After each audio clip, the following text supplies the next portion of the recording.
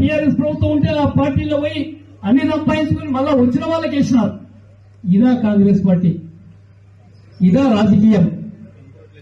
గన్పూర్ కూడా అదే మాదిరి జరిగింది. ఇన్ని తప్పులు చేస్తున్నా మేము భరించి ఊరుకుంటున్నాం. నేను భరించకుంటే ఇంకో జీవన్ రెడ్డి కావాల్సి వస్తుంది. నేను భరించకుంటే ఇంకో జీవన్ రెడ్డి కావాల్సి వస్తుంది. వద్దు, నన్ను బయటకోమంటా కాంగ్రెస్ పార్టీకి వెళ్ళి. వద్దు వద్దు, కాంగ్రెస్ పార్టీ నాది. నేను బయటికి పంపిస్తా కానీ అమ్మను. నేను కాంగ్రెస్ పార్టీ నాది. కాంగ్రెస్ పార్టీ నాది. నా రక్తాన్ని చెమటోడ్చి పార్టీ నిర్మాణం చేశాను నేను వనపర్తిలో. తెలంగాణలో, ఆంధ్రప్రదేశ్ లో 23 జిల్లాలు తిరిగా. ఎవరు తిరిగారు 23 జిల్లాలు? యూత్ కాంగ్రెస్ ప్రెసిడెంట్ గా రాజశేఖర రెడ్డి గారితో సమానంగా తిరిగా. ఈ రోజు నేను తయారు చేసిన యూత్ కాంగ్రెస్ వర్కర్స్ అందరూ పెద్ద కాంగ్రెస్ లీడర్లు అయినారు.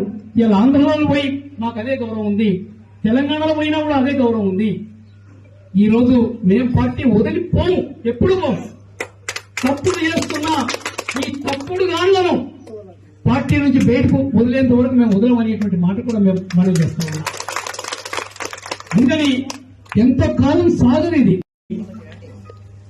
టికెట్ పొందిన వ్యక్తితో డబ్బులకు ఆశపడి నా టికెట్ ను పక్కకు పెట్టారనేటువంటి మాట కూడా మీతో మనం చేస్తున్నాం.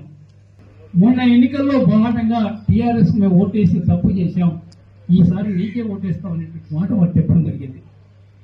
ఆ మాట నేను రేవంత్ రెడ్డి గారు పిసిసి ప్రెసిడెంట్ గా పోయి చెప్పా. అన్నా, ఈ రోజు కాంగ్రెస్ పార్టీ గెలవబోతుంది, మీరు ముఖ్యమంత్రి కాబోతున్నారన్న మాట కూడా నేను చెప్పాను. ఆ మాట మరి నేనంత నిర్భయంగా వారే ముఖ్యమంత్రి అని చెప్పిన తర్వాత ఇంక భయమే ఉంది చెప్పండి. ఆ ప్రకారంగా నేను చెప్పిన తర్వాత కూడా కొంత డబ్బులకు ఆశపడి నా టికెట్ కోశారు. ఇలా నా 45 సంవత్సరాలు నిర్మాణం చేసుకున్న రాజకీయ జీవితాన్ని ఒక్క వేటుతో కింద పడేశారనేటువంటి మాట కూడా మీతో నేను మనం చేస్తా ఉన్నాను. నేను పడిపోతే పడిపోవచ్చు, కానీ ఇలా వనపర్తి నియోజకవర్గాన్ని పూర్తిగా నాశనం చేశారు. ఇలా నాలాంటి వాడు ఎమ్మెల్యేగా ఎన్నుకోబడి ఉంటే, ఇప్పుడు ఏర్పడిన రాష్ట్ర ప్రభుత్వంలో ఒక మంత్రిగా నియమించబడి ఉంటే వనపర్తికి ఎంత మార్గదర్శనం ఉండేదనుకుంటే మాట కూడా నేను కూడా కాంగ్రెస్ పార్టీ జెండా. కాంగ్రెస్ పార్టీలో ఒక్కొక్క నాయకుడి ధిక్కార స్వరం వినిపిస్తుంది. ఇప్పటికే కోమటిరెడ్డి రాజగోపాల్ రెడ్డి చేసిన వ్యాఖ్యల కుంపటి ఇప్పటికే చల్లార్చుకుందుకే మరోవైపు కాంగ్రెస్ సీనియర్ నేత రాష్ట్ర ప్రణాళిక సంఘం ఉపాధ్యక్షుడు జి చిన్నారెడ్డి మరోసారి సంచలన వ్యాఖ్యలు చేశారు. అయితే కాంగ్రెస్ పార్టీలో టికెట్లు అమ్ముకొనే గత అసెంబ్లీ ఎన్నికల్లో టికెట్లు అమ్ముకొనే ఇచ్చారు తప్ప నిజమైన కాంగ్రెస్ పార్టీ నాయకులకు టికెట్లు ఇవ్వాలని చెప్పేసి ఆయన తీవ్ర విమర్శలు చేశారు. అయితే కాంగ్రెస్ పార్టీకి సంబంధించి వనపర్తి ఎమ్మెల్యే టికెట్ ఎవరైతే ఉన్నారో మెగారెడ్డికి సంబంధించి టికెట్ అంటే మెగారెడ్డి టికెట్ కొనుక్కున్నాడని చెప్పేసి ఆయన ఆరోపణలు చేస్తున్నారు. అయితే కాంగ్రెస్ పార్టీ సోనియా గాంధీ అధిష్టానానికి సంబంధించి సోనియా గాంధీ చిన్నారెడ్డి అనే తనకు టికెట్ ఇవ్వాలని ఆదేశించినప్పటికీ కూడా తన ఎన్నికల ఖర్చును భరించాలని చెప్పేసి రేవంత్ రెడ్డికి చెప్పినప్పటికీ కూడా ఆ సోనియా గాంధీ ఇచ్చిన ఆదేశాలను పట్టించుకోకుండా ఎవరైతే ఉన్నారో కాంగ్రెస్ సంబంధించిన రేవంత్ రెడ్డి టికెట్ అమ్ముకున్నాడని చెప్పేసి చిన్నారెడ్డి స్పష్టంగా ఆదేశించాడు. అయితే మొదటి నుంచి కూడా చాలా కాంగ్రెస్ పార్టీలో టికెట్లు అమ్ముకునే టికెట్లు ఇచ్చారు తప్ప నిజమైన కాంగ్రెస్ నాయకులకు టికెట్లు ఇవ్వలేదు. కొంతమంది పార్టీ మారి వచ్చిన వాళ్ళకి తన అనుచరులకు సంబంధించి టికెట్లు ఇచ్చారు. కానీ కాంగ్రెస్ పార్టీకి సంబంధించి మొదటి నుంచి పార్టీ కోసం పనిచేసిన వాళ్ళకి ఎక్కడ కూడా న్యాయం జరగలేదు. టికెట్ల విషయంలో కావచ్చు, పదవుల విషయం కావచ్చు అని చెప్పేసి మొదటి నుంచి కూడా ఆరోపణలు వస్తున్నాయి. అయితే ఇన్నేళ్ల పాటు అంటే దాదాపు 3 సంవత్సరాల పాటు చిన్నారెడ్డి ఓపిక ఉన్నప్పటికీ ఇప్పటికీ ఆయన ఓపిక నశించిపోయి ఇప్పుడు తన ధిక్కార స్వరం వినిపించారు. అది దీంతో పాటు మెగారెడ్డి నియోజకవర్గంలో అభివృద్ధి పనులు కూడా చేయడం లేదని చెప్పేసి కూడా ఆయన అసహనం వ్యక్తం చేశాడు. సరే, తన టికెట్ రాకపోయినప్పటికీ నియోజకవర్గం అభివృద్ధి చెందుతుంది, పార్టీ అధికారంలోకి వచ్చింది కాబట్టి అని చెప్పి ఆశించినప్పటికీ కూడా ఆ మెగారెడ్డి అభివృద్ధి పనులు చేయట్లేదని చెప్పేసి చెప్పారు. అంతేకాదు, అయితే మంత్రుల దగ్గరికి వెళ్ళి ఎందుకు నా నియోజకవర్గంలో అభివృద్ధి పనులు జరగడం లేదని ప్రశ్నిస్తే మెగారెడ్డి మన నియోజకవర్గంలో ఉన్న పనులను అడ్డుకుంటున్నారు. కాంట్రాక్ట్ అయితే ఆ నియోజకవర్గం సంబంధించి ఏదైతే పనులు వచ్చాయో ఆ కాంట్రాక్ట్ పనులు తన అనుచరులకు ఇవ్వలేదని వేధిస్తూ అటు కాంట్రాక్ట్ రద్దు చేయాలని చెప్పేసి కూడా మంత్రులే మంత్రులకే చెప్పడంతో ఆ పనులు ఆగిపోయాయి తప్ప ఇక్కడ మా అభ్యంతరం ఏం లేదని చెప్పేసి కూడా మంత్రులు ఆయన దృష్టి తీసుకొని చెప్పారు. దీంతో చిన్నారెడ్డి మరింత అసంతృప్తి వ్యక్తం చేశారు.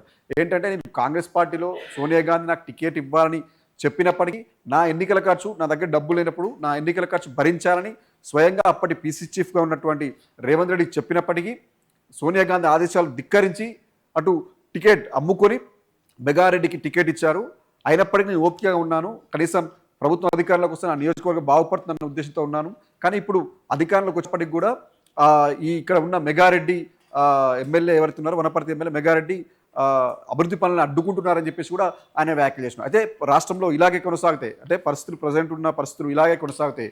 ఈ మరో అంటే జీవన్ రెడ్డి ప్రస్తావన కూడా తీసుకొచ్చాడు. ఇలాగే పార్టీలో కావచ్చు ప్రభుత్వంలో కావచ్చు పరిస్థితి ఇలాగే కొనసాగితే మరో జీవన్ రెడ్డిలా పార్టీని ధిక్కరించాల్సి వస్తుందని కూడా ఆయన స్పష్టంగా వ్యక్తం చేశారు. అయితే మొదటి నుంచి కూడా చూస్తే చాలామంది సీనియర్ నాయకులు, ఇప్పటికే కాంగ్రెస్ పార్టీలో చాలామంది సీనియర్ నాయకులు కూడా పార్టీ పైన, ప్రభుత్వం పైన, ప్రభుత్వ పాలన పైన, ప్రభుత్వ విధానాలపైన తీవ్ర విమర్శలు చేస్తూ వచ్చారు. అంటే సొంత పార్టీలు ఉన్నప్పటికీ కూడా పార్టీలోని విధానాలు నచ్చక బహిరంగంగా కూడా అనేక సార్లు విమర్శించారు. అయితే గతంలో చూసుకుంటే జీవన్ రెడ్డి, జగిత్యాలకు సంబంధించి ఉన్న జీవన్ రెడ్డి చాలా కాలం పాటు సొంత పార్టీ పైన పోరాడాల్సిన పరిస్థితి వచ్చింది. మున్సిపల్ ఎన్నికల్లో చూసుకుంటే కూడా ఆయన అంటే అక్కడ ఉన్న ఒక పార్టీ ఫిరాయింపు ఎమ్మెల్యేకి ప్రియారిటీ ఇస్తున్నారు తప్ప, నేను ఇక్కడ దాదాపు 40-50 ఏళ్ళు కాంగ్రెస్ పార్టీ కోసం పనిచేసినప్పుడు కూడా మాకు విలువ ఇవ్వట్లేదని చెప్పేసి కూడా ఆయన చాలా అసంతృప్తిగా ఉన్న సమయంలో మున్సిపల్ ఎన్నికల సమయంలో కూడా పార్టీ ఫిరాయింపుల నుంచి వచ్చిన బీఆర్ఎస్ ఎమ్మెల్యే ఎవరైతే ఉన్నారో అక్కడ ఉన్న సంజయ్కి ప్రియారిటీ ఇచ్చారు. ఆయన చెప్పిన వాళ్ళకే టికెట్లు ఇచ్చారు. అక్కడ జగిత్యాల నియోజకవర్గం సీనియర్ నాయకులకు సంబంధించి ఎవరికి టికెట్ ఇవ్వకపోవడంతో ఆయన పార్టీపై ఎదురు పోరాడి ఆయనే స్వయంగా ఇండిపెండెంట్గా కూడా తన అనుచరుల బరిలో దింపి ఆఖరికి తను కూడా పైహస్తం సాధించాడు. అయినప్పటికీ కూడా పార్టీ అధిష్టాన నిర్ణయానికి కట్టుబడి అప్పుడు ఉన్న కాంగ్రెస్ పార్టీకి సంబంధించి మున్సిపల్ చైర్మన్కి సంబంధించి ఆయన సహకరించాడు. ఆ తర్వాత కూడా పార్టీ విధానంలో మార్పు రాకపోవడంతో జీవన్ రెడ్డి ఏం చేసినట్టే పార్టీకి, కాంగ్రెస్ పార్టీ గుడ్ బై చెప్పేసి ఇటీవల కాలంలోనే ఆయన బీఆర్ఎస్ గూటికి చేరాడు. సో ఇప్పుడు ఆ చిన్నారెడ్డి ఏం చేసినట్టే జీవన్ రెడ్డి ప్రస్తావన కూడా తీసుకొచ్చాడు. మరోసారి అంటే పరిస్థితి ఇలాగే కొనసాగితే తన అనుచరులను వేధించడం కావచ్చు, ఎవరైతే వనపర్తి ఎమ్మెల్యేలో మెగా రెడ్డి తన అనుచరులను వేధించడం, నియోజకవర్గంలో పనులు అడ్డుకోవడం, తన అనుచరులకే కాంట్రాక్ట్ ఇప్పించాలని చెప్పేసి ఆ నియోజకవర్గం జరుగుతున్న అభివృద్ధి పనులను అడ్డుకోవడంతో ఈ పరిస్థితి ఇలాగే కొనసాగితే ఈ పార్టీలో ఉన్న సీనియర్ నాయకులు పట్టించుకోకుండా పోతే మరో జీవన్ రెడ్డిలా కూడా ఎదిరించాల్సి వస్తుంది, ధిక్కార స్వరం వినిపించాల్సి వస్తుందని చెప్పేసి ఆయన స్పష్టంగా చెప్పాడు. అదే ఇలాగే కొనసాగితే, ఎందుకంటే చాలామంది ఇప్పటికే మనం రీసెంట్గా చూసుకుంటే కోమరెడ్డి రాజగోపాల్ రెడ్డి కూడా పార్టీ పైన, ప్రభుత్వం పైన తీవ్ర విమర్శలు చేశాడు.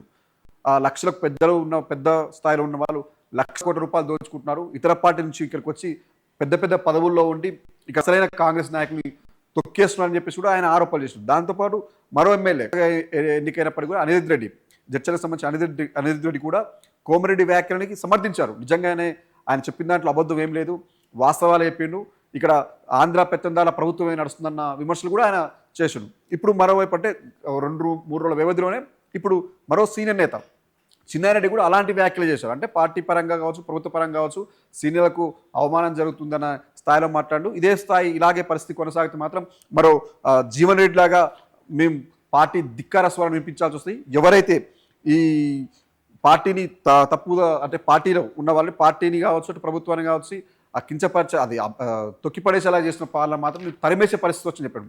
అంటే మెగారెడ్డి ఉద్దేశించి కూడా ఈ వ్యాఖ్యలు చేసినట్టు తెలుస్తుంది. ఎందుకంటే తన అంశాలను ఇబ్బంది పెట్టడం కావచ్చు, అక్కడ నియోజకవర్గంలో అభివృద్ధి పనులు అడ్డుకుంటుండడం కావచ్చు, ఇలాంటి పనులు చేస్తున్నప్పటికీ పార్టీకి, ప్రభుత్వానికి చెడ్డ పేరు తీసుకొచ్చే ప్రయత్నం చేస్తున్న వాళ్ళని, మేము పార్టీ మారకపోయినా అలాంటి వాళ్ళని పార్టీ నుంచి కూడా తరిమేస్తామని చెప్పేసి కూడా ఇండైరెక్ట్గా వనపర్తి ఎమ్మెల్యే మెగారెడ్డికి కూడా వార్నింగ్ ఇచ్చినట్టుగా తెలుస్తుంది. అయితే మొత్తానికి చూసుకుంటే కాంగ్రెస్ పార్టీలో ఒక్కొక్క నేత, సీనియర్ నాయకులు ఒక్కొక్కరుగా బయటపడుతుందని చెప్పుకోవచ్చు.